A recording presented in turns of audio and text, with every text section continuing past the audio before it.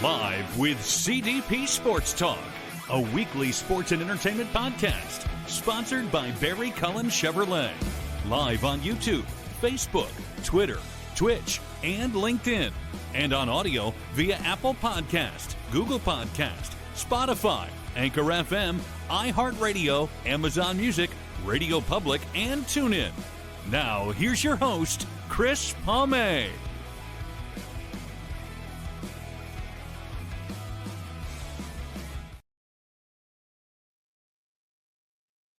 Good evening, everybody. Welcome to Season 13, Episode 37, Season 13, Episode 37, overall 697 of Live with CDP Sports and Entertainment Talk Show, brought to you by our friends at Barry Cullen Chevrolet Dealership, located at 905 Woodlawn Road West in the Guelph Auto Mall. Check out their website, barrycullen.com, for the newest selection of new and pre-owned GM vehicles, along with their great selection of all-electric vehicles and Cadillac vehicles as well. You can call the dealership at 519-824-0210. That's 519-824-0210. Tell them Chris Palme sent you, or you can email them at info@barrycullen.com. Barry Cullen Chevrolet Dealership has been family-run and operated here in the city of Guelph since 1969, and they have been a part of Live with CDP Sports and Entertainment Talk Show for the past 3.5 years. I hope everyone's doing well on this Thursday, April 23rd, 2026. I am back after a little bit of a 5-day break, and we've got a lot of NFL going on tonight. The NFL draft going on 2026 tonight in Pittsburgh. I was there a couple years ago in Detroit, and we also have Major League Baseball going on, the NHL going on, the hockey playoffs, and the NBA playoffs as well. And we'll talk a little more about that towards the end of the show. But I'm looking forward to my guest tonight. It's her first appearance on our show. She is author, a coach, and a professional speaker, and she's based out of Florida. And her name is Cathy Fyock. I hope I have that right. And we're going to bring Cathy on right now. She's also known as the Biz Book Strategist. So we're going to bring on Cathy right now. Good evening, Cathy. How are you? I'm great, Chris. It's great to be here with you. I forgot to do this. I do this with all my guests. Applause. Absolutely. This technology, like I use StreamYard for my show, and they keep putting new stuff on all the time. So I'm just trying to just trying to prepare myself for all these bells and whistles. I love it. I love it when technology is our friend. If you use it the right way, it's a good tool. And it's really helped me the last 6 years transition from being into security into now media and radio, which I really love. I have a passion for it. Yes. Well, I'm using technology even more now. So many authors are asking me about AI, so we can take a little detour there if you are interested in talking about that. I was going to ask you about that later on, because AI is a huge impact in all of our lives now, including the media radio industry, in the music industry. I wanted to get your thoughts on AI, and do you find that it's kind of shrinking creativity nowadays? I wouldn't say that, because the people that I'm working with, typically they want to tell their story, and their story is their story. There's a lot of creativity that comes with telling your story, but using AI as a tool, especially if you're not the best writer, can be a really powerful assistant for those who want to write but don't feel like they have all the necessary skills. In your opinion, what makes a good writer, and what advice would you give to somebody out there that's looking to write maybe their own story and book one day? Well, first of all, I think everybody has a story to tell. And I think that the world needs to hear your story. And I tell my authors all the time that you are making the world a better place, one word at a time. And I really do believe that. So that's the first thing. I think we all have a story to tell. And so many people come to me and they say, Cathy, the other day I was talking about this, telling somebody about something that happened, and it's the fifth time or the 10th time somebody said, you really should write a book. And I totally agree. If you have a story to tell, and I think we all do, then you really should write a book. And there's so many reasons to write a book, whether it's to leave a legacy, to help others. You've solved a problem and you can help others solve that same problem. It's a way to pass on our story to our family, establish traditions, educate and entertain. So there's every reason in the world to write your story. And I do believe we all do have a story to tell. Absolutely. And by the way, this might not be in book form, but this is a storytelling show in video form as well through live streaming. Yes. Many of my authors are also speakers, and they love to tell their stories from the stage or just share them in more intimate settings like we're doing here today. So I love it. Hey, Cathy, did I pronounce her last name right? Because I always try to pride and get my guest last name right. It was close enough, Chris. It's Fyock. Fyock. Okay. I apologize. Fyock. No worries. Okay. You got it close, so that's good. Okay, because that's one thing I really try to pride on is getting my guest last names or names right. Because sometimes names they don't sound, they're not pronounced the way they look. So no. I should have asked you ahead of time. So I apologize for that. No worries. Cathy, when you were younger in school, did you see yourself becoming a writer and an author, and what you're doing now as a coach too and a professional speaker? Absolutely not. It was the last thing from my mind. I really don't like to write, which surprises a lot of people. I'm the author of 12 books. I've authored many, many more workbooks, anthologies, other work projects, and I've now helped over 275 professionals become published authors. But I don't like to write. I think it is really hard work. And so I never would have guessed that, because I never was gifted necessarily. I never got great grades in English or anything like that. I didn't major in it in college. So it's very interesting that I would have tripped and fallen into becoming an author and book coach. How satisfying is it being able to help people? And for myself, I do game night stories for teams, and I'm really hard on myself. Like, I have people telling me, hey, good game night story, we really liked it. But I always find myself, I could have done this better, or I don't know. I'm still, I guess, trying to find my writing style too. I guess when you're doing game night stories or you're writing a book, you need to find a style that works for yourself. You do, and you need to use your authentic voice. I think it's really easy to try and write something different than who you are, because we think, I'm not enough. I'm just not enough just to tell my story. But I tell my authors all the time, you are enough. And it's important that you tell your story in your voice so that it sounds like you. In fact, some of my authors just recently have found that they are dictating their books much more easily than they are actually writing it or using the keyboard, because especially if you've been telling stories from the stage, if you're a speaker, then that may come much easier for you than to sit down at a keyboard or at your desk and actually write it out.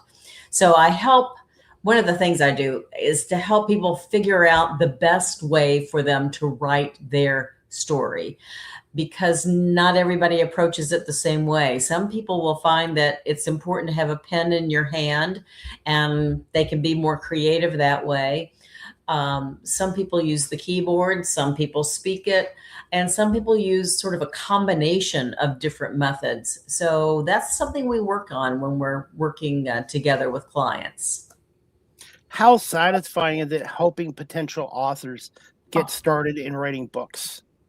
It is so exciting. Well, first of all, almost anyone who comes to me has an idea, and it's fun to hear people's ideas. It's fun to hear their stories. And most of my clients are really smart, successful professionals who want to write this book, tell their story, and it is incredibly satisfying. I think partly because not only are they achieving a goal, but there's something so tangible with a published book. It is the most tangible evidence of a lot of hard work that has come together for a very long time. And so it's fun to hold that book in your hands. I was once talking with an editor, and she was talking about how satisfying it was in the work that we do. And she said, yes, I feel like they're my nieces and nephews that I'm getting to hold in my hands, hold in my arms. And I thought that was great. Cathy, thoughts on everything going digital? Everything with technology, everything's going digital, especially with books now. Do you find hard physical copies are shrinking nowadays too, with everything being digital? No, I think what we're seeing is that every form of book has its place.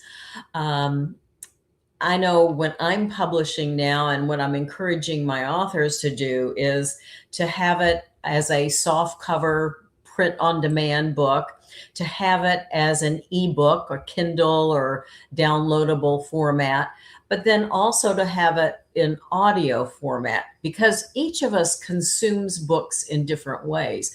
I even consume books in different ways. For example, when I go on vacation and I'm away in Mexico for a while, I don't want to lug a whole bunch of paperback books along with me. So I load them up on my electronic device and take that one tool with me, and I have all the books I could possibly read. But when I'm sitting down to read a nonfiction book, that's sometimes a book that I want to underline. I want to make notes. I want to be able to reference it later. And there, I really treasure something that is in print format. And yet again, if I'm on a long car trip and I want to educate myself or get caught up on my reading, an audiobook is the perfect way to do that. So I think that what we're seeing today is that authors, instead of thinking of one format for publishing, they need to think of at least three. Cathy, I wanted to get your thoughts on publishing nowadays, or in some cases, I've had other authors on my talk show in the past where they've self-published. I just wanted to get your thoughts on publishing and also self-publishing. Well, it's what's interesting. Again, it's not one or the other. It's sort of this continuum of options that authors have once your manuscript is written. If you have the technological savvy to figure out how to do the self-publishing yourself, especially if you just want it for yourself or for your kids or grandkids, it doesn't need to look or be professional. So you can do something totally DIY. But if you want something that looks professional, that is professionally formatted, that has a polished look, then you may want to think about either traditional publishing, or now we have an option in the middle, which is hybrid publishing, which is what I favor for many of my authors today. For most of my authors, it's important for them to retain the rights to their information, to retain their intellectual property, because they're also speaking, they're also consulting, they're also selling their product or service.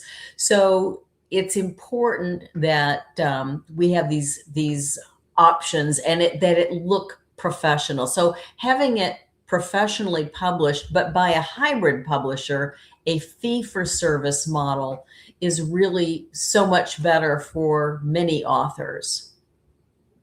Also, I wanted to mention this to you as well, Cathy. There's a business side to this as well. Yes, yes. And if you want to grow a business, I think that writing a book can be a powerful strategy. Most of the authors that I work with have a business that they're wanting to grow. They're speakers, they're consultants, they're coaches, but they also may be professionals. They may be dentists or doctors or contractors. You probably name a profession, and I've worked with an author in that area. Most of my authors, not all of them, but many of them are solopreneurs. And the best way to get the word out about their expertise is by writing a book about what they do. So it's important for these individuals who are writing a book to grow their business to write the right book, because not every book is going to position and sell your business. It's certain books and certain kinds of content.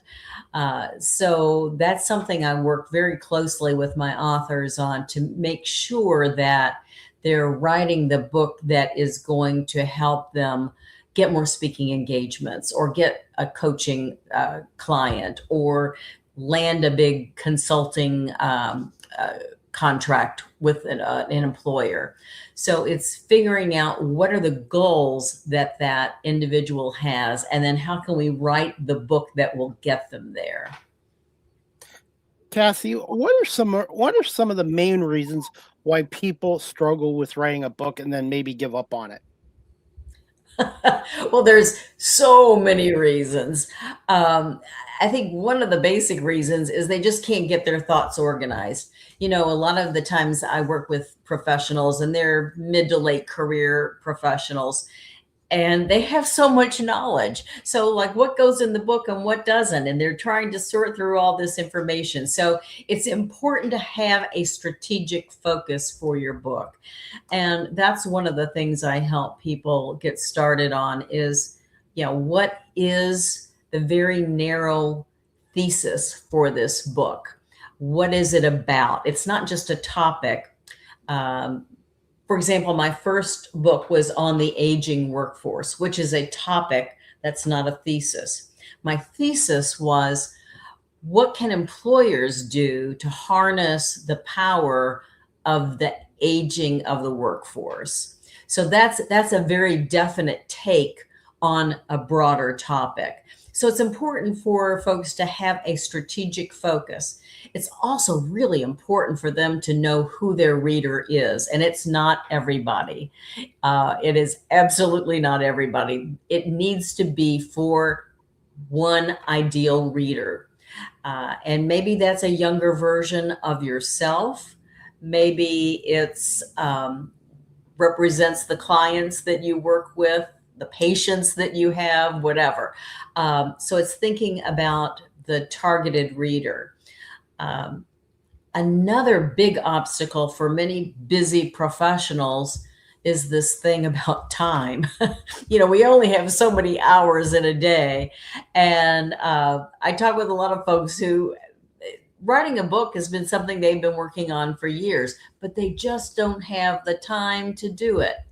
And here's the interesting thing, is that a book, while really important for many individuals, will never be urgent. And it's funny, if you think about how you tackle your to-do list every day, you generally tackle it by what is urgent, not by what is important. So that's why working on your book should not go on your to-do list. It should go on your calendar. And we treat our calendar very differently. If we have an appointment set, we typically honor that unless it's a really true emergency. So it's about calendar management when it comes to writing a book. The other thing is, most authors that I work with overthink it. They try to edit as they write, which is a really dangerous thing to do. What we learned from brain science is that if we're editing as we write, we're shifting between brain functions. We edit with one part of our brain, we write creatively with another part of our brain. We're switching back and forth from these different brain functions, and we're wearing ourselves out. So if you ever tried to write something and just said, oh, I'm exhausted, it's probably because you're trying to write the perfect sentences that all go together. But here's what's interesting. Those are all big reasons, big obstacles, but there is an even bigger obstacle that I was totally shocked when I heard what all of my authors end up saying to me at some point. Everybody is dealing with this little negative voice inside their head. And the negative voice is saying things like, who do you think you are to write a book? Whoever said you were a great writer? Whoever said you were the expert?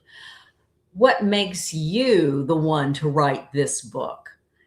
That negative voice is huge. And even with successful professionals who have done great things in this world, it comes to putting it down on paper. At some point, that negative voice is going to rear its ugly head and to say, I don't know, I don't think you can do this, or you're wasting a lot of time here, you know.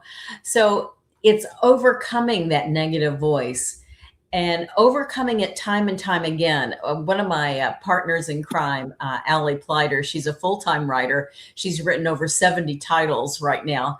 And every book, she gets a visit from the negative voice. And it's uncanny. Here she has all of this success, but she finds it so difficult at some point during the writing of each book to tell that voice to go away. And this is why so many people do need a book coach. They need help with time management. They need help with focus and organization and structure.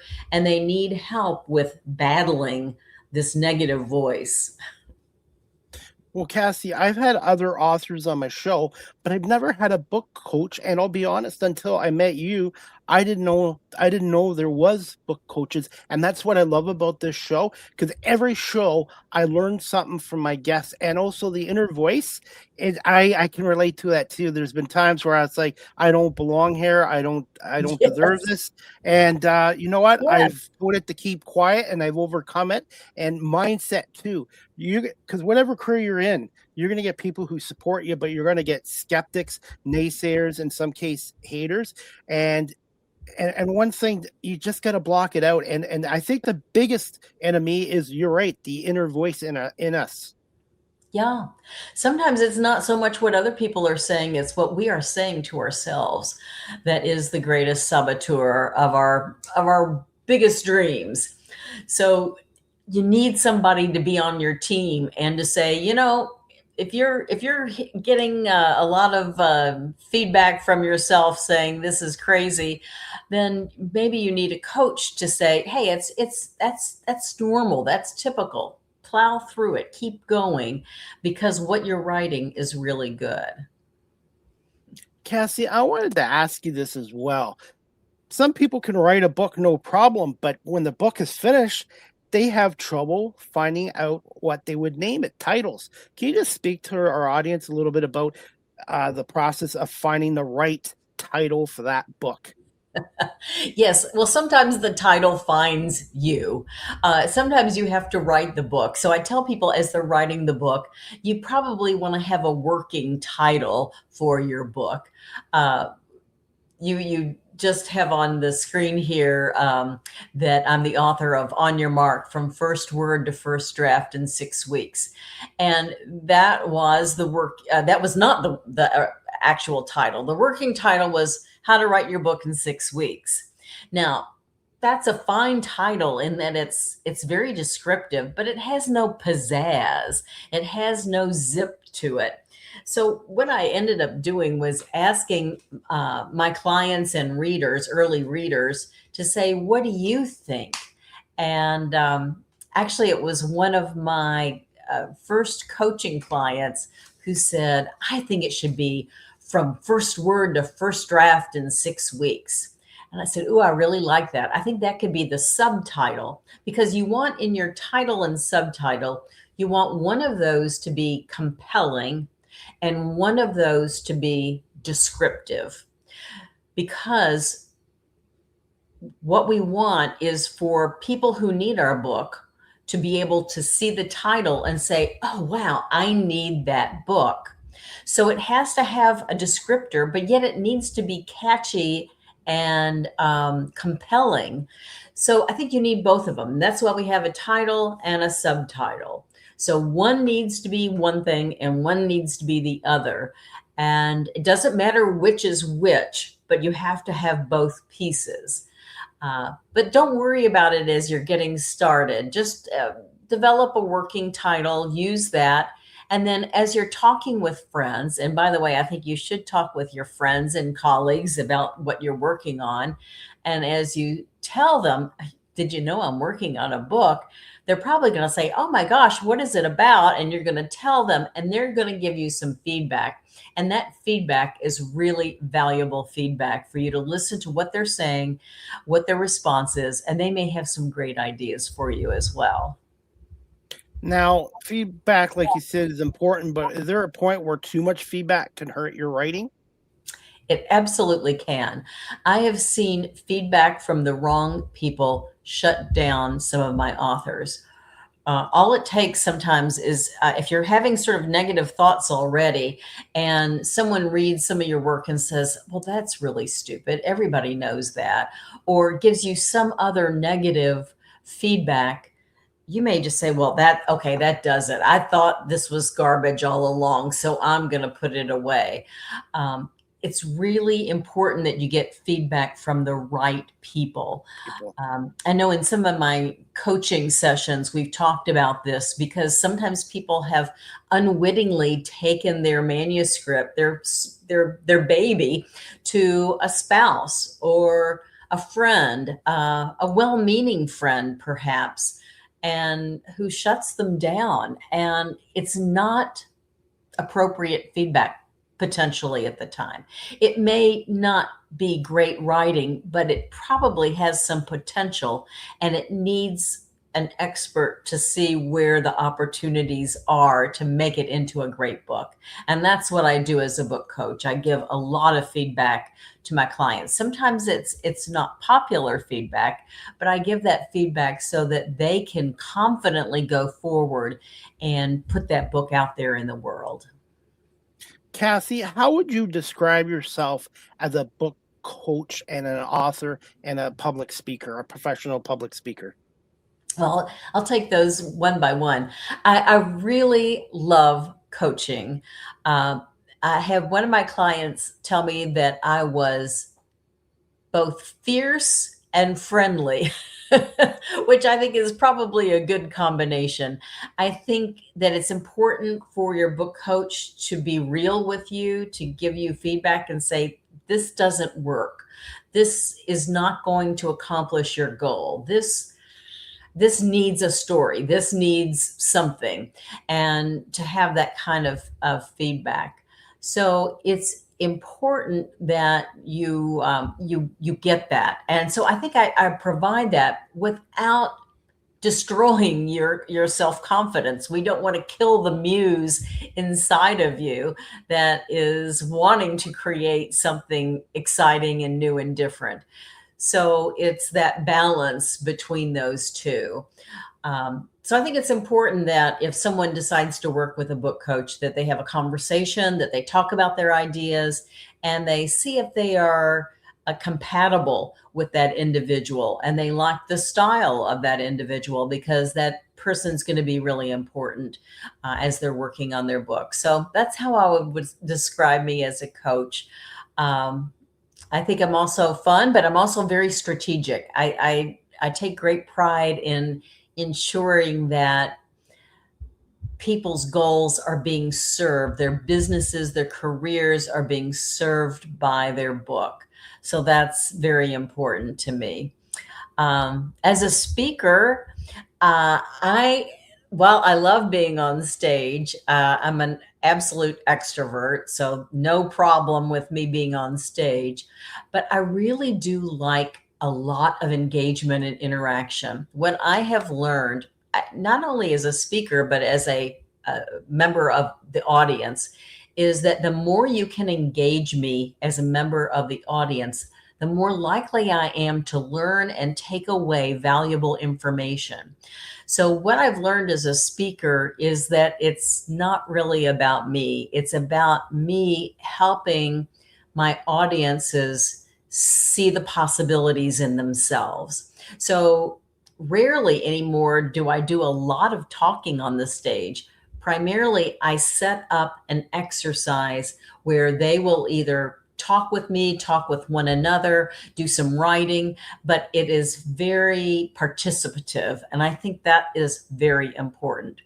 Also, I'm one of my core philosophies is that we learn more together. So being in community with others, learning from others, supporting one another, those things are really important. So I've taken pride in developing author communities with my 275 plus authors.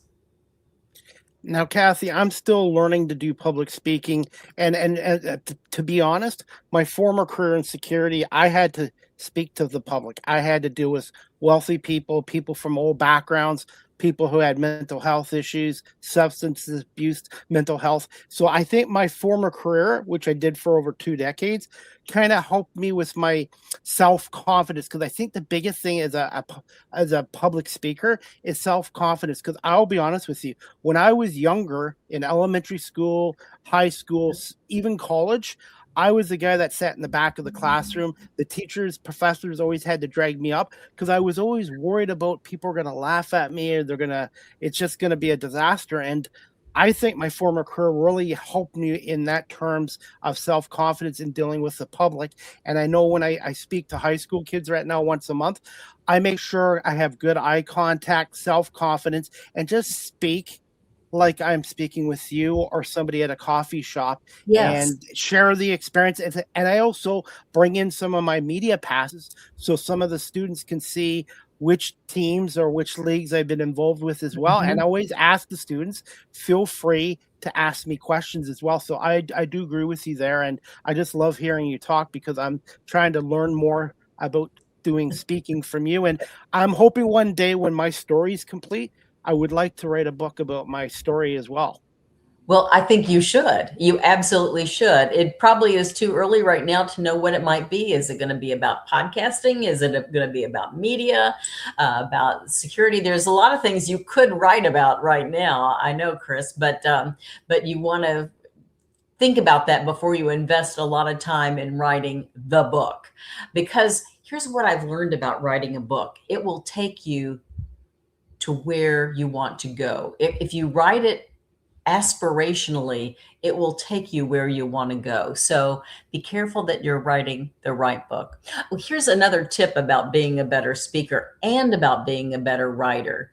And that is, don't think so much about yourself, but think about your audience, think about your reader. If you can approach your speech or your presentation or your writing as service, you're serving your reader, you're serving your audience, you're helping them solve a problem, learn how to do something differently, be more proficient, overcome their frustration. When you approach your topic from a mindset of service and helping others, it takes the spotlight off of you, even though technically the spotlight is on you, which I love that, because so many of my authors have said that they really couldn't write when they were trying to think about, well, I want to tell everybody how much I know and how smart I am and how much I've learned in my life. That writing falls flat, and that writing sounds arrogant and pompous and is not what we want to do. But when we approach it as helping others, serving others, then the writing comes much more naturally, and your speaking does as well. And one thing about my talk show too, I always try to make the focus on my guests, because the show is about the guests. And you're right about when you're doing speaking too, you want to make it about the audience. And I also can relate, even though I'm 53, I can relate to high school kids, because I didn't know what, even when I went to high school back in the 80s and early 90s, I didn't know what I wanted to do, and I wasn't as focused as I am now. So I still at my age can relate to these kids, and I really enjoy it, and I think they enjoy it as well. And I wish they had these opportunities for career speakers now that they have for high schools that they didn't back then, because you don't have to pick one career when you're in high school and stick with it your whole life. You can have 2, 3, 4, 5 different careers. Chris, you're so right. I have had so many careers in my lifetime, because I started out as a music teacher of all things. And then I fell into, when they were laying off a lot of music teachers in my area, I had to find another line of work, and I did some administrative work, and then I became a manager, personnel manager, human resources manager, and I worked my way up in a series of roles. And then when the organization reorganized, I became a human resources consultant and author. And then I went through some iterations in that role, and then reinvented myself at the age of 59 as a book coach. And I've been doing this now for going on 13 years. So you can change your career at any point, and there is nothing holding you down except your belief in what you can and should do. And I'll be honest, when I was in my other career, it was time for a career change, because I wasn't happy and I was just looking at my watch. Mhm. And I Yeah. try to take all the positives out of it. I find all the skills that I got from that career have kind of helped me prepare for this career. And also, I'm now got an open mind. I work with people in media that are in their 20s and people in the media that are in their 70s. And with my show, I don't care what your background is. I don't care what your age is. If you have a unique story in a career, this is a welcoming platform for anybody who feels comfortable coming on here and sharing their experiences and life experiences. The more life experiences you get, that can help you too with writing a book as well.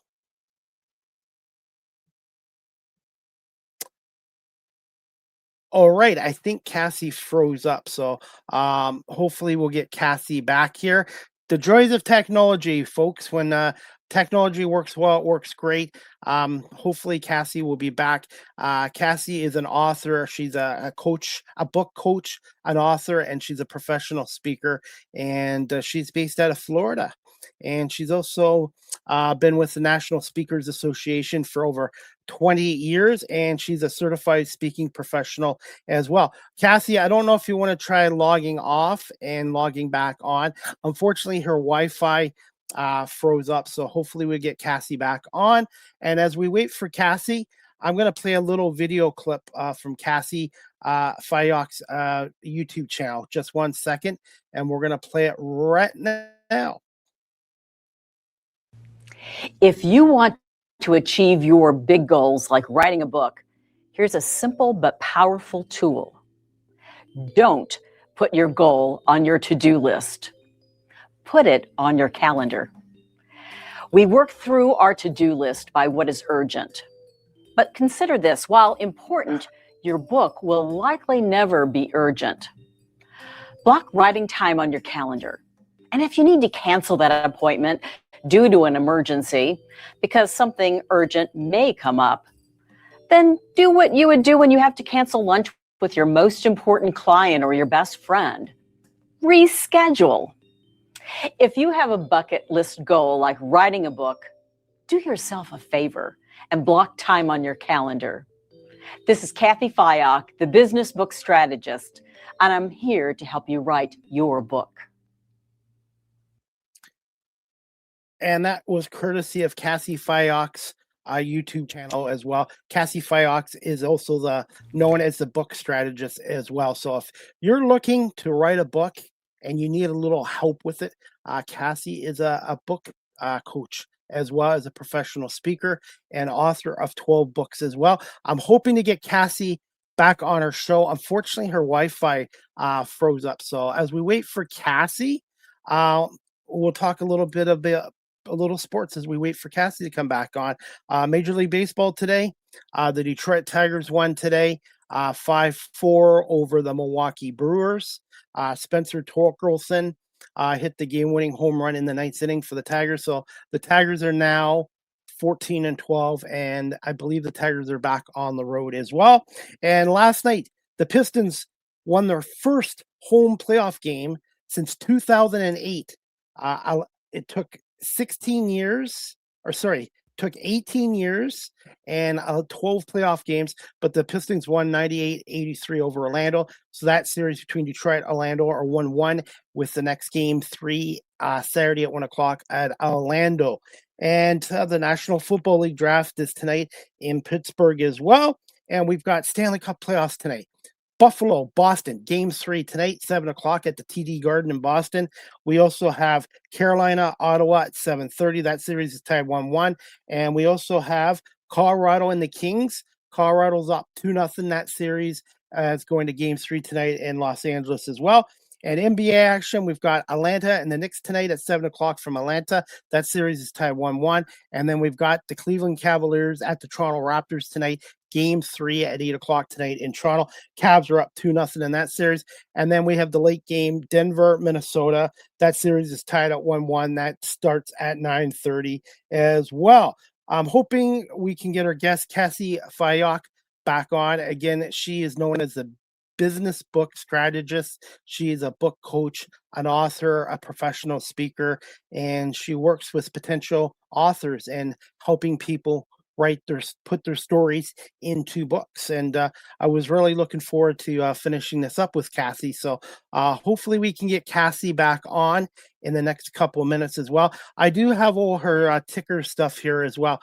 You can follow her on YouTube, Cathy Fyock on YouTube, and she is on LinkedIn and also on Twitter as well. So hopefully we'll get her back on. And I was going to talk to her about her first book that she wrote. She's written 12 books, and her first book was called From the First Word to Your First Draft in 6 weeks. From the first word to your first draft in 6 weeks, and 11 other books as well. So hopefully we can get Cathy back on.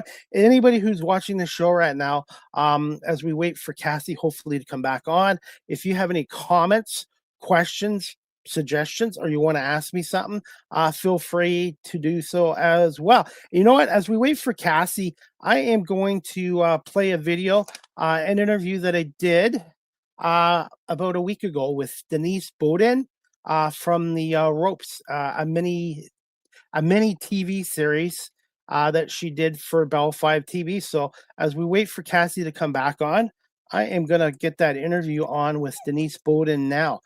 Denise is from the Kitchener-Waterloo region, and she invited me to their premiere last week in Cambridge at the Forefathers Brewery in Cambridge, Ontario. So just bear with me right now, and we're going to play that interview with Denise Bowden.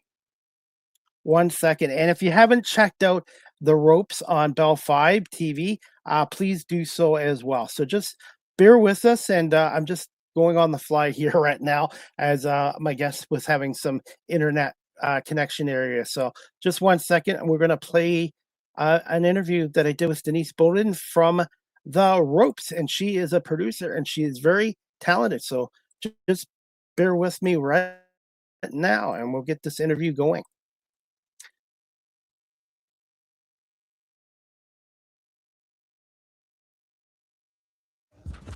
Chris Palme live here at Forefather here in Cambridge, Ontario, off of Guelph Avenue. And I have a special guest here tonight, and she is a producer of The Ropes miniseries for Bell 5.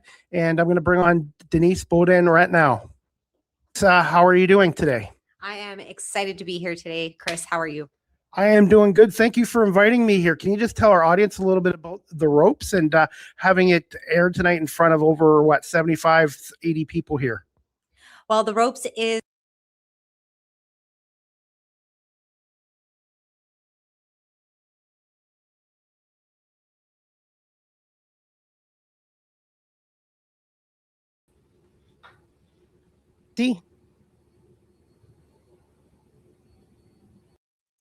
Okay, let's see. Hi, Cathy. Are you back? I'm back. Sorry about that. I have no idea. We have some funky weather coming in here, so I don't know if that was it or what. No worries. And you know what? It's part of TV, radio, live streaming. So I was just doing a little talking, rambling on, and was going to play an interview that I did with a producer here in Ontario as well. I do a lot of virtual stuff like this show, but I also do in-person interviews as well. So just Nice. you always got to have a plan B and C, because in life things don't always go perfectly. So I go on the fly sometimes. Yeah, well, good for you. Good for you for being able to flex and use plan B. And I knew you were going to come back, so I was just like buying you some times. But hey, you know what? You can have all the right equipment and have everything set up, but things You do can. happen, and sometimes it's in Mother Nature's hands as well, too. Yes, it is. Hey, Cassie, I wanted to ask you this too, if you're still good with a little more time. Um, Absolutely. when did you develop a bug in interest? When did you develop a bug in writing and becoming an author and a book coach? Well, that's interesting. It all came in phases. First, when I became a consultant and speaker, I realized that I needed a way to differentiate myself, to stand out from the crowd, and to become known as a thought leader. So I joined the National Speakers Association and became active. And one of the things I learned there is that writing a book can be a fabulous way of establishing your credibility, visibility, thought leadership, and all of those things. So I decided to write my first book, and I saw immediately what everybody was talking about, how powerful it can be to generate interest in your business. So I've always been excited about being an author. And then I wrote 5 more books in that space. But then I got a call sort of out of the blue from my chapter of the National Speakers Association. And the president called me and said, Cathy, I heard a rumor that you have written one of your books in less than 6 weeks. Is that right? And I said, well, actually, I've written 4 of my 5 books in less than 6 weeks. And he said, that's amazing. Do you have a secret? Do you have a process? And I thought about it for a moment, and I thought, yeah, I do. I do have a process. He said, would you be willing to give a program for our chapter? Because so many of our members want to learn how to write a book. Can you give a program for our chapter? I'm like, oh, I would love to do that. And he said, but before you say yes, we have a couple of our chapter members who are working on books. Would you be willing to coach them using your process and then give a program? And I said, oh, I would love to do that. I know it works for me. I have no idea if it works for anybody else. So I started coaching these 2 women who were friends of mine. And pretty quickly they said, have you ever thought about being a book coach? And I kind of had the same reaction that you did, Chris. I seemed like, what's a book coach? Is there such a thing? Is there a need?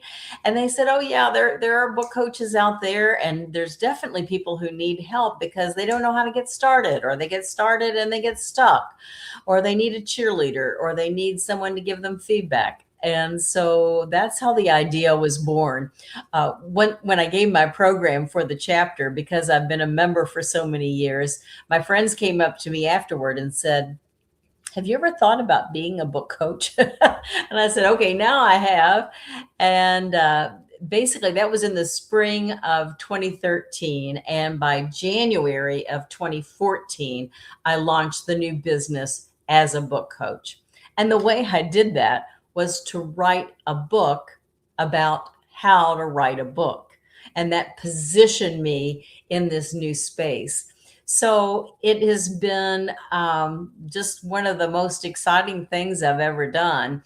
And I can honestly say it's the best job I've ever had.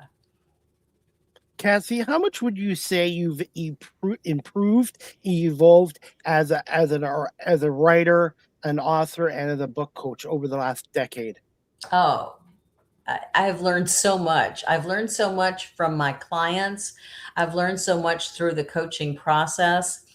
For example, here's just one of the little things I learned. I always knew it was important to have an outline, and I always knew it was important to start with a piece of the outline. And I've always said start with the easiest chapter to write because you want to gain momentum. I had no idea how important momentum was in the process of writing a book. It's a huge project. So you want to feel like you are making progress. You want to give your brain the dopamine hits that it gets when it says, oh, I've finished another 10% of the book. I'm this much closer. So that's just one of the things I learned. Another random thing that I learned was that the more specific that you can be when you sit down to write about what it is you're going to write, and give yourself a relatively small block of time to do it, the better your writing will be. So sometimes you might think, oh, well, I'm going to give myself all day to write. And actually, that might be the worst thing you could do because you're going to sit there, you're going to look at the blank screen, you're going to make a lot of false starts. Where if you start with a part of your outline and you have a really great vision about what that's going to be, and you give yourself 20 minutes to get a first draft written, it's amazing what you can accomplish. So yeah, I have changed dramatically as a book coach. I have so many more tips and ideas to give my clients because of the work that I have done over the past almost 13 years. But then I have also improved as a writer too. I understand more about the power of story and how to craft a story, how important it is to interject stories, to underscore the points that you're making, especially if you're talking about abstract ideas, say leadership. It's one thing to talk about these abstract ideas, but if you can tell story about leadership that makes your point, that drives home your key point. It makes it very sticky. It makes it relatable. And we've learned from brain science that there's something in our brain when someone else starts telling a story, how we connect and we relate the story that we're hearing with our very own story. So I've learned a tremendous amount in the past decade, and hope I'll continue to keep learning and growing as a writer and as a coach. And one thing I speak to students about, education is really important in a classroom, but education doesn't stop when you're out of a classroom. And being self-taught is another form of education. So the one thing I've learned in the last 6 years, I've learned more in the last 6 years about myself than my other career. My other career, I was grateful for, and the skills from that career helped me prepare for this as well. And one skill I've learned is listening too. When I first started this show, Cathy, 6 years ago, everything was scripted, and I was sometimes so focused on a piece of paper and my questions, I wasn't really listening to my guests, and they were answering questions that they already answered. So I had a couple of professional broadcasters come on and say, Chris, it's okay to make points and notes, but talk to your guests like you're at a coffee shop or at a mall or at a movie or whatever. It makes for better Absolutely. conversation. And it's the same probably for a book too. You don't want something that's scripted. You want something that's from your heart and from your life experiences. Yes. And I think the other thing is you're not writing for the masses. You're writing for one reader who is holding your book and trying to solve their problem. And I think if you have that mindset of one reader sitting down with your book, then it changes how you approach the writing, and it makes it a lot more personal and a lot less daunting because we're not writing this for the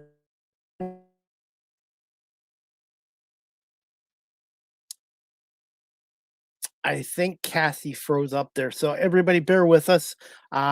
Cassie was just telling us how much she's improved and evolved as a writer, and what makes a really good story in a book she was sharing with us. So Cassie's just having some Wi-Fi connections area. She's out of Florida, so I think they're having some weather issues there as well. So for anyone out there that's watching our show, I do apologize.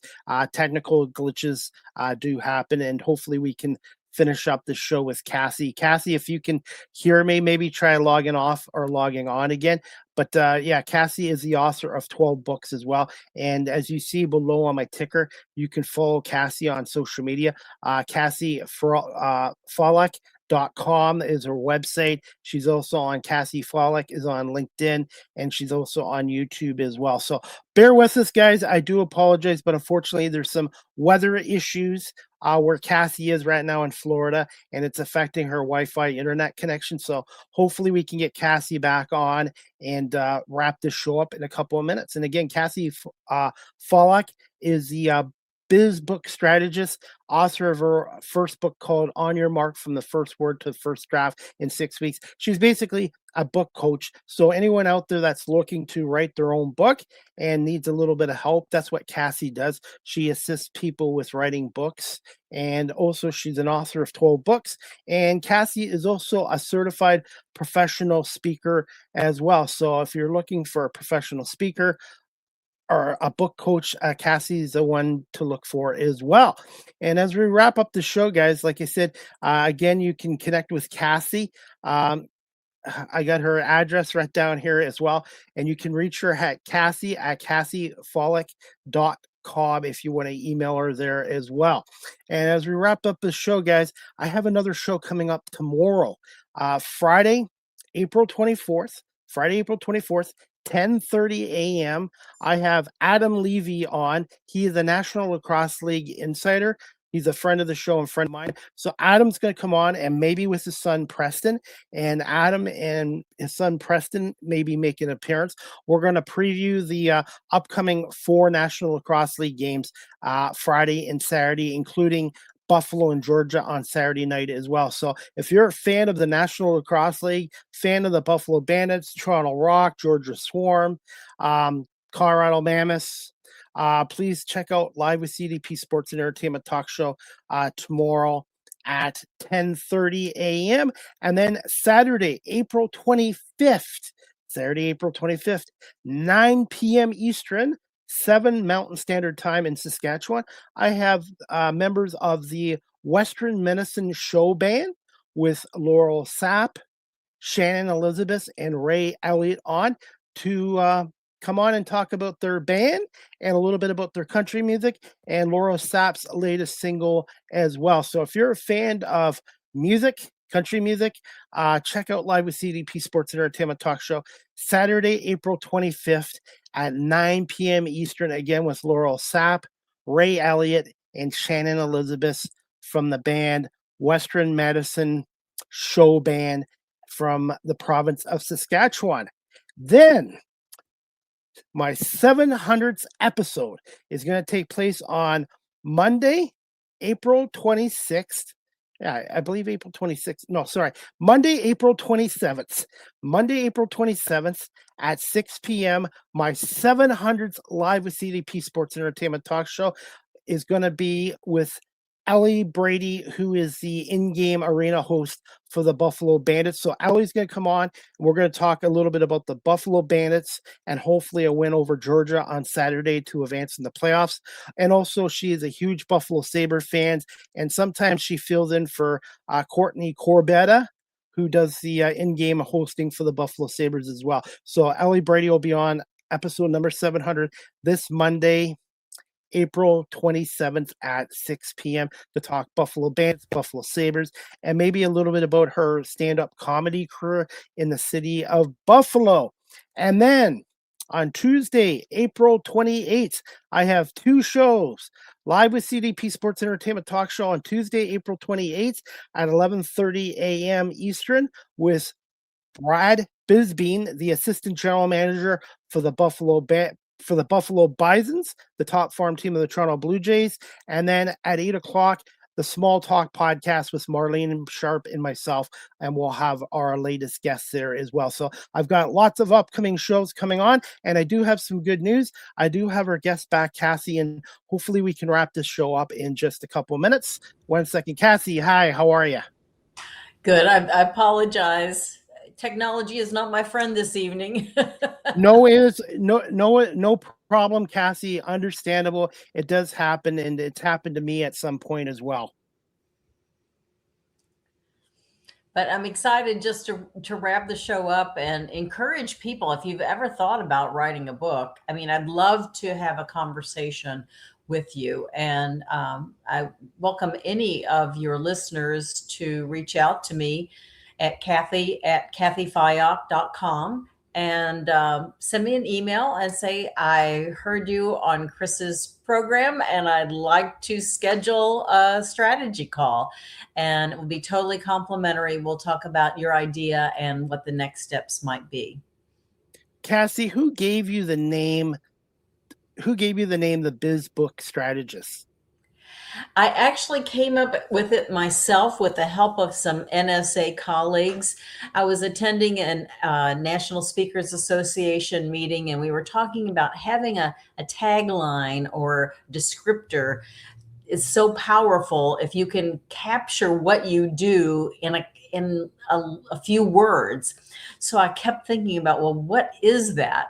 And so at lunch one day, after we heard the speaker who was talking about this, and I have no recollection what speaker was talking about this, but then following that, I had lunch, and the gentleman sitting next to me, we brainstormed and we came up with the business book strategist.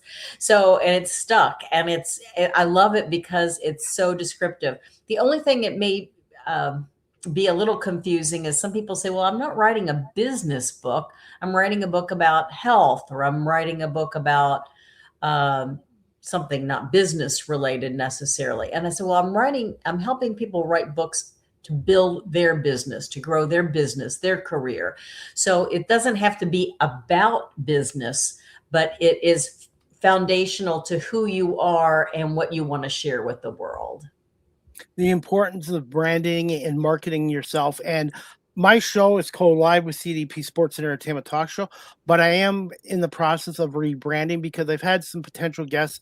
Well, sorry, Chris, I would come on your show, but you're just a sports guy. And I'm like, no, my show is Live with CDP Sports, but Entertainment Talk Show. So I'm probably going to rebrand it to the Chris Pomay Talk Show as well, because you don't want to confuse your audience as well. You don't. So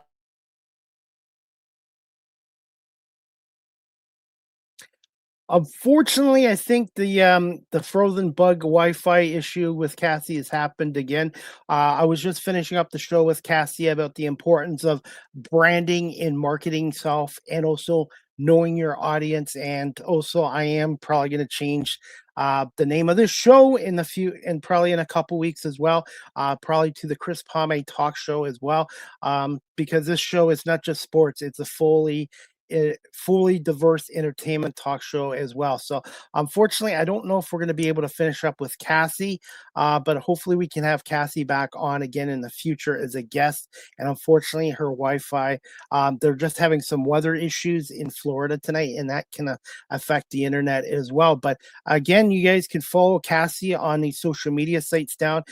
Best way is cathyfyock.com. Or you can find her on LinkedIn under that name, Cathy Fyock.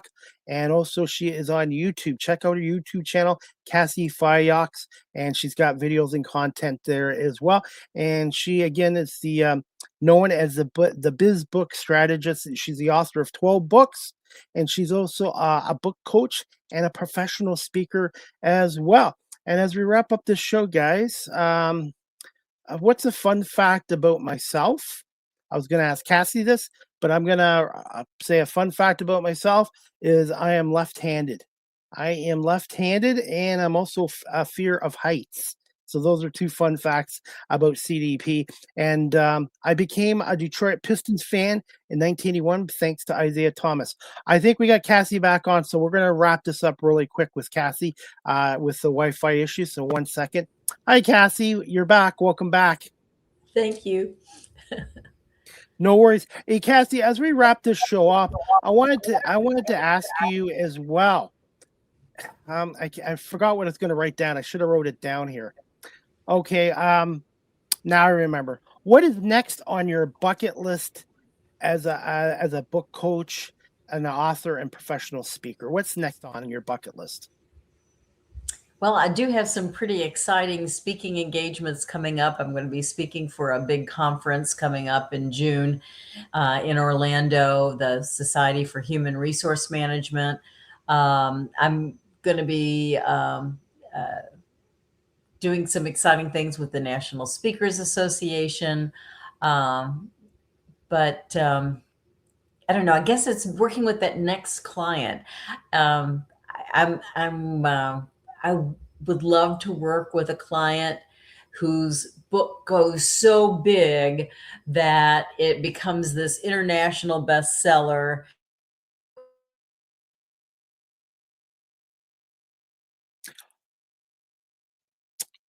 All right, I think Cathy froze up again. So unfortunately, I don't think we're going to be able to, unless Cathy wants to try again. But I do apologize. Like I said, guys, it was just a Wi-Fi issue where Cathy is right now. They're having some weather issues. So what we're going to try to do is maybe have Cathy come back on again in the future. Cathy was just wrapping up about she's doing some public speakings in Orlando, Florida. She does a lot of, she's a professional public speaker. So she does speaking engagements as being a book coach and an author of 12 books as well. So, yeah, unfortunately, like I said, we lost the connection with her. And we're just wrapping up the show right now with Cathy Fyock. And I want to say, Cathy, thank you so much for coming on our show tonight as well. And again, guys, you can, the best way of contacting her is through her website, cathyfyock.com, cathyfyock.com. You can follow Cathy Fyock on LinkedIn, her LinkedIn page, and please subscribe, like, and share to her YouTube channel, Cathy Fyock, as well. And she does have 12 books out there, and I'm going to assume that they're on Amazon.com, Amazon.ca as well. Okay, we're going to try Cathy one more time, and then we're going to wrap this show up, guys. Hey, Cathy, how are you again? Great, great. So, yeah, so you were mentioning before we got cut off that you got some big speaking engagements coming up in Orlando, Florida. Yes, and I'm always looking for my next author that's going to make it big time, really big time. I've had a lot of authors do some amazing things, but I'd love to see somebody really hit it big. So, but yes, I'd love for folks to reach out to me, cathyfyock.com. You can purchase all my books on writing on Amazon and other online outlets. So I hope people will reach out and make the connection and be bold enough and courageous enough to tell your story, because that's the way we're going to make the world a better place, is by sharing our stories with the world. Good storytelling. And maybe one day I'll write a book about becoming the incredible shrinking man. I used to be 5'9", now I'm 5'6". So maybe I'll write that book. You never know, Chris. But my story is not complete yet, so I'm hoping one day too. And if I do decide to write a book in the future, I will definitely keep you in mind and pick your brains too. Now, do you have a question for me before we wrap this up? Ask the host CDP a question before we wrap this up. Oh, what's your favorite book? I don't know. I guess true stories. I guess biographies. I love reading sports books and stories. I guess biographies and just true stories. Yeah, books are great. And the more you read, that helps as well. And it's like with my talk show too. Every guest that comes on here, I print out their bios so I can read up on my guests and learn about them as well. And it's important to read. Reading is so important, not just in school, but outside of school as well. That's right. That's right. What's one fun fact about Cathy before we wrap this up? Okay. A fun fact is that I sang with the Kentucky Opera Company. I used to sing. I was an undergrad music major, and so I was a singer. I don't sing anymore. The voice is gone, but I still love music. So that's my fun fact. Favorite artist out there, and do you have any plans to have your own podcast in the future? I have had just a little podcast. It was a short program. So I may do it again. I may run it again or something similar. Um, it's a lot of fun to do podcasting, and I love interviewing. I do an interview every month. I have a master class for my authors and aspiring authors who want to learn something about either writing a book, publishing a book, or promoting a book. So I have monthly programming around those things because I agree with you that we have to keep on learning. Now, your sessions, are they all virtual sessions or do you have in-person sessions? No, almost everything I do is virtual, with the few exceptions where I'm speaking in person. And as much as I love doing things virtually and it's a godsend and it's a positive, there's nothing better than when you're in front of an audience. I love a live audience. I love it. And But also, I also love it though when with Zoom meetings and everybody yeah, can be unmuted and show their faces. I love yeah. to have that kind of interaction on a Zoom meeting call. And I do that with some potential guests too, where they're not quite sure about me. So I either do a Zoom call with them or a Google Meets or even a phone call. So whatever I can do to accommodate potential guests, that's what I do. And I want to say thank you to your assistant for reaching out to me as well. I never thought in 6 years I would have people reaching out to me to come on my show. So I want to say thank you to your assistant. I forgot what her name was because I got so many Avery. names in my head. Please tell her thank you so much for connecting us. And I'm really glad you were able to come on my show. And people that really enjoy this show as well. And I still make mistakes, but you know what? The only way you get better in any career as an author, book coach, talk show host, learn from your mistakes. That's the only way you get better. And it's not the end of the world if you make a mistake either. That's right. Absolutely. Have fun when you're doing it and nobody minds if you make a mistake. Cassie, finally, where can our audience again purchase your books, follow you on social media, your website, and the best way of contacting you in case they are looking for a book coach? Yeah, Cathy at cathyfyock.com. Check my email faithfully. They can go to my website, cathyfyock.com, or go to Amazon or any online booksellers to get copies of any of my books on writing. And I have quite a few now books on writing your book. Well, Cassie, I want to say thank you so much for coming on tonight and also continue success in your career. And you have an open invite to come back on my show again in the future as well. And I just want to say thank you so much for giving us over an hour of your time tonight. And give me a little bit of time tonight and I will send you the full video, the audio, and I will edit the video into reels and clips as well. That would be great. Well, Chris, it's been a real pleasure. I know you'll do so well because you're such a great interviewer and you have fun with your program. So congratulations to you on this great programming. Well, thank you so much, Cassie, and we'll talk to you soon on social media. Have a great night. Thanks. You too. Bye-bye. Thanks, Cassie. All right, everybody, that wraps up season 13, episode 37, overall 697 of Live with CDP Sports and Entertainment Talk Show, brought to you by our friends at Barry Cullen Chevrolet Dealership, located at 905 Woodlawn Road West in the Guelph Auto Mall. And speaking of Barry Cullen Chevrolet Dealership, right now, Barry Cullen Chevrolet Dealership is your go-to service destination for brakes. You can get up to $120 of instant savings on GM genuine parts, brake pads, rotors, and a no-charge brake inspection.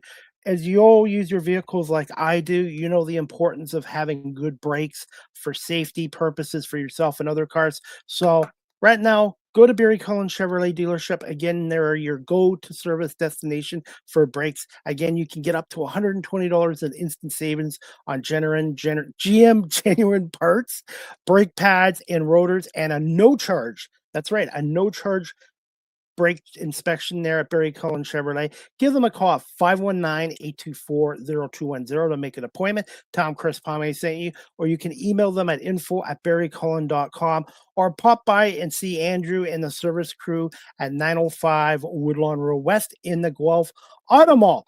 Guys, as we wrap up this show, guys, I was at the Ropes premiere last Friday at Forefathers Brewery in Cambridge, Ontario. My friend Denise Bowden is a producer of the Ropes. It was a 6-part miniseries that she did for Bell 5 TV. And we're going to play this interview with Denise Bowden right now from last Friday night in Cambridge. Chris Palme live here at Forefathers Brewery here in Cambridge, Ontario, off of Guelph Avenue. And I have a special guest here tonight, and she is a producer of the Ropes mini-series for Bell 5. And I'm going to bring on Denise Bowden right now. How are you doing today? I am excited to be here today. Chris, how are you? I am doing good. Thank you for inviting me here. Can you just tell our audience a little bit about the Ropes and having it aired tonight in front of over, 75, 80 people here? Well, The Ropes is a mini series. It's a 6 episodes between 14 and 18 minutes. And it's about a backyard obsessed wrestling family that lives and breathes backyard wrestling. And the patriarch decides to bet the backyard, and he loses it to his arch nemesis, who also happens to be his brother-in-law. And the rest of the season is them trying to win it back. So having this opportunity to bring it back to Forefathers, where we did shoot some of the scenes here, it's just feels full circle. I'm super excited to see where this goes. We've been nominated for 7 nominations at LA Web Fest. So some of our cast and crew are headed to LA to represent. So we're super excited. There's a lot of momentum building around the show, and we're really gunning and hoping for that season too. Denise, how did you come up with this concept of the Ropes, a wrestling family that loves wrestling and wrestling in their backyards? How did this come all about? Well, I've been very fortunate to have a great collaborator named Brian Quintero, who's my showrunner and director. And he met a writer named Michael Nafan, who had this idea, this crazy idea, really, for a backyard wrestling obsessed family. And he wanted to do it up in Sault Ste. Marie. But unfortunately, there were some limitations that way, which brought it down to me here in KW and Waterloo region. Can you tell us how much the Kitchener-Waterloo area helped with location and also with sponsors and advertisers for this? I cannot express my gratitude to the community. Forefathers, of course, Performa Real Estate, Mediterraneo, Poppy's Bagels, basically just the entire community of Waterloo region has just been behind this. Off the Ropes Wrestling has provided the training, and we just have had a great collaboration with Waterloo region, the city, as well as Uptown and businesses there. It's just been a great experience. The wrestling community is just so welcoming, and I honestly it's not that I didn't expect it, but it was just so amazing to see how open they were to this experience. Can you tell us, the audience, a little more Forefathers Brewery and how that come about? Forefathers Brewery is a local brewery here in Cambridge, and I approached them with the idea of possibly just using some of their merchandise in the show for our vlogger, and it ended up developing into, can we shoot there? And then now today, we're here doing the premiere. And how excited were you to have that tonight with all these people here tonight? I'm super excited. And like I said, big thank you to Andrea, Lindsay, Mike at Forefathers, everybody who made it possible here. And this is the first time it's being screened in full in public. We've done small screenings with one episode, more specifically the pilot episode. But this is the first time it's actually being screened in public in full. So we're very excited. Thoughts on it being picked up by Bell 5? Bell 5 gave us the opportunity to make this show possible. Great, thanks to them. We premiered in November there. We've now concluded our 90-day exclusivity with them, and we are shopping currently to find another home in the States and possibly internationally. That is awesome news. And let me know when you do another season of it as well. I wanted to ask you this too. How much would you say you've evolved and improved as a producer doing this miniseries? I think that everything that could have gone wrong, and I am just very transparent, and that went wrong. But I think that that's helped me grow and learn for the next project. And as far as everybody that I've talked to has said, you're a real producer now. And basically that, it's the initiation point. And I'm just very grateful that I've been able to learn these lessons on this project and just make it better for my next projects. What's 3 words to describe The Ropes? Honk, honk, honk. For me, lighthearted, funny and silly, and very entertaining. Oh, wonderful. Thank you so much. Again, we appreciate everybody that's been out here today, including you, Chris. You were one of the first podcasters to bring us on and give us a little spotlight. So we're very grateful, and we'll definitely always keep you in mind for events and bringing you out and just support.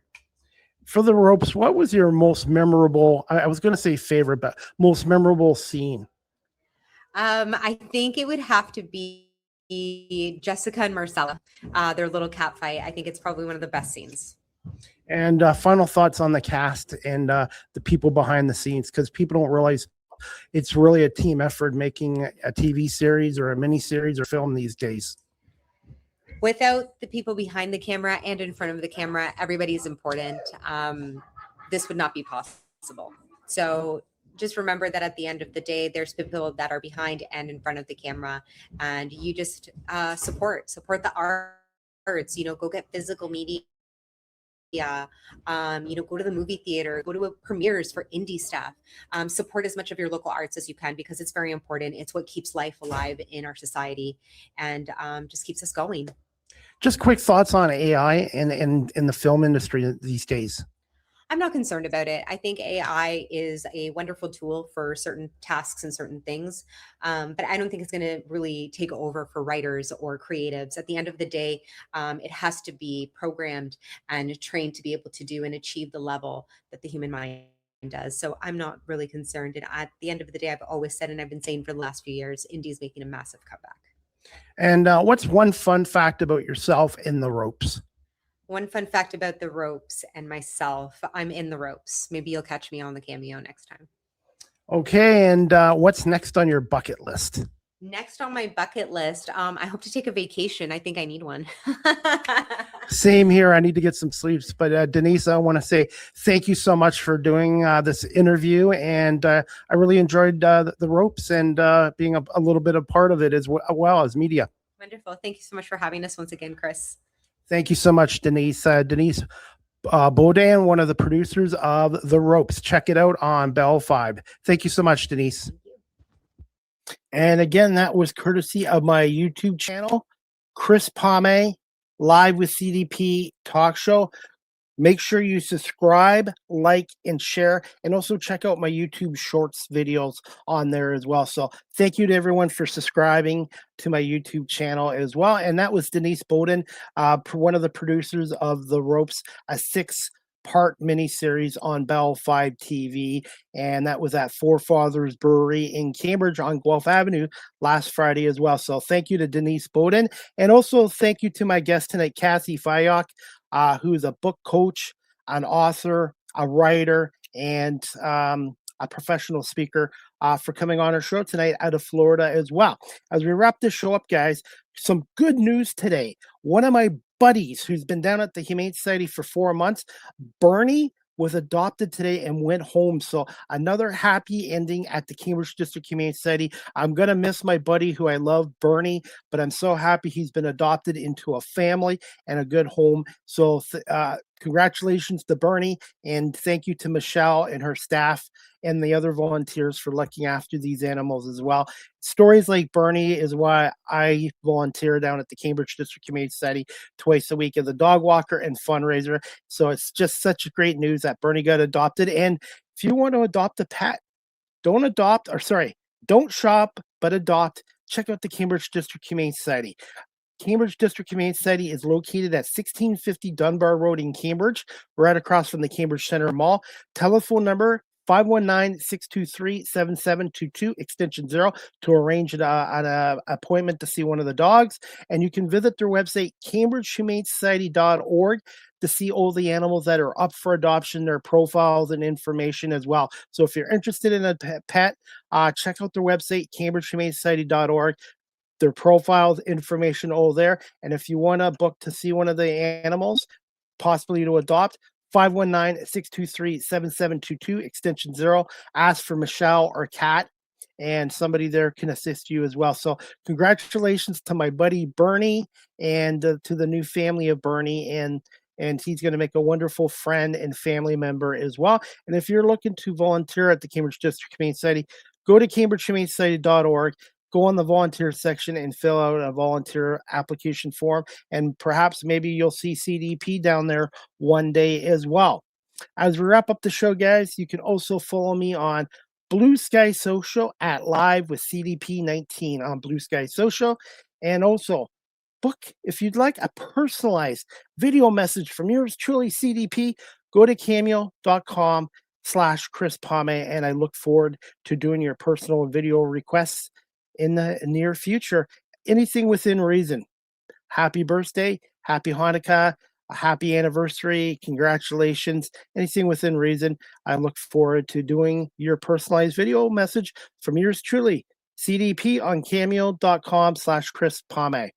And as we wrap up the show, guys, Live with CDP Sports and Entertainment Talk Show again is live on YouTube, Facebook, X, Twitch, LinkedIn, and now available on Instagram and hopefully one day on TikTok. You can also check out my revised website on beacons.ai/Chris D. Pame. Speaking of TikTok, I am on TikTok at Chris Pame. I post a lot of content there as well. So make sure you find me, follow me, share, and like on TikTok at Chris Pame on TikTok. StreamYard is the official live stream provider of Live with CDP Sports and Entertainment Talk Show. If you're into webinars, live streaming, or podcasting, StreamYard.com. They have basic free plans, paid professional plans like I do. And if you're a business company that does a lot of webinars or live streaming, go to StreamYard.com and contact the sales department for pricing, business pricing as well. Finally, guys, Live with CDP Sports and Entertainment Talk Show. The audio version is on these platforms: iHeartRadio, Amazon Music, Spotify for podcasters, Apple Podcasts, Breaker, Pocket Casts, Spotify, Castbox, LinkedIn, Pandora, Tuned In, YouTube Music, Good Pods. Remember to subscribe, like, and share. And I want to say thank you to 81 countries around the world for listening to the show.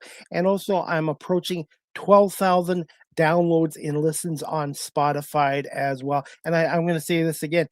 Thank you to the audience for watching this show live stream or on my audio platforms. I really appreciate it. And also a big thank you to all my wonderful guests as I'm closing on 700 episodes as of Monday night, and to Barry Cullen Chevrolet Dealership at 905 Woodlawn Road West in the Guelph Auto Mall for being a part of this show as an advertiser sponsor for the last 3.5 years. Speaking of that, if you're a business and company and you'd like to advertise on my platform, Live with CDP Sports and Entertainment Talk Show, that's on 21 platforms, both video and audio form, and it has over 704,000 views on YouTube and almost 12,000 listens on Spotify. You can email me at cpame19@gmail.com or DM me on my social media pages. My prices are very fair and reasonable, and I look forward to advertising and getting your company's product and name out there here on social media. And I'm on every single major social media platform as well. So if you're looking to advertise, please email me at cpame19@gmail.com or just DM me on my social media pages as well. Finally, guys, you can email the show Live with CDP Sports Entertainment Talk Show again at cpame19@gmail.com. Any comments, questions, suggestions would be greatly appreciated. And also, if you'd like to support my YouTube channel, my media work, I'm on paypal.com. Go to paypal.com at Chris Pame if you'd like to contribute towards my YouTube channel content or my talk shows as well. I would greatly appreciate it. Or book a video for me, a personalized video message from yours truly, a CDP on cameo.com/Chris Pame. Finally, guys, you can follow me on Facebook, X, Threads, Instagram, LinkedIn, Blue Sky Social, everywhere except Snapchat. And remember to subscribe, like, and share my YouTube channel, Chris Palme Live with CDP Talk Show as well.